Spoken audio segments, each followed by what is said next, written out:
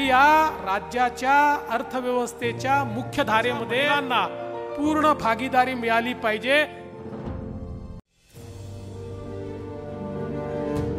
छाया खडो, मी छावणी नागपूरला इथे राहते। माझं एक छोटूसं बचत गटाचं काम आहे आणि लाडकी बहीण योजना मुख्यमंत्रीची योजना आहे, त्याचा मला जे हातभार लागत आहे त्यासाठी मी त्यांचे मनापासून आभार मानत आहे। कारण या छोटेसे बचतीमुळे आम्हाला थोडंफार मदत होणार आहे। माझ्या कारभारात मुलांच्या शिक्षणासाठी थोडी बहुत मदत भेटणार आहे। त्यांनी आमच्यासाठी ही योजना काढली, आमच्यासारख्या गरीब बायांना थोडं बहुत मदत होईल आणि ही खूप मोठी जयश्री अजय कांबळे। मी फडणवीस साहेबांना थँक्यू म्हणते, त्यांनी आमच्या सगळ्या महिलांसाठी योजना काढल्या। प्रीती कांबळे आहे, मी नागपूरला राहते। लाडकी बहीण योजना याचे पैसे मला 3000 रुपये मिळाले आहेत, ते राखी निमित्त फडणवीस साहेबांनी दिले, त्याबद्दल मी त्यांचे आभारी आहे। अशाच योजना आमच्यासाठी आणाव्या ही त्यांना मी विनंती करते। माझं नाव आहे पुष्पा सुरेश डोंगरे। देवेंद्र फडणवीस यांना माझ्याकडून नमो नमो नमो धन्यवाद।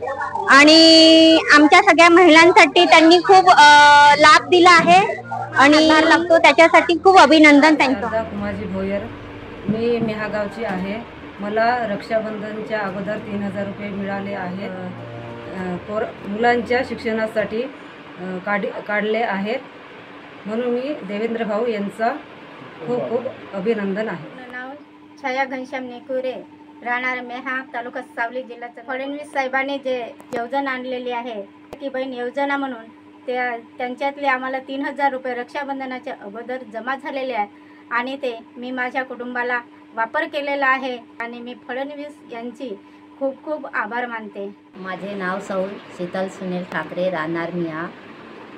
मला लाडकी बहीण या योजनेअंतर्गत 3000 रुपये रक्षाबंधनच्या अगोदर जमा झाले आणि ते मी काढले, ते माझ्या मुलामुलींसाठी आणि घर कुटुंबासाठी वापरण्यात आले आहेत आणि मी देवेंद्र भाऊ यांचे खूप खूप आभारी आहे। मला लाडक्या बहिणीचे पैसे मिळाले, देवेंद्र भाऊ यांचा मी खूप खूप अभिनंदन करतो। सौ यामिना मनावर कोलते, मला लाडक्या बहिणीचे 3000 रुपये रक्षाबंधनच्या अगोदर मिळालेले आहे।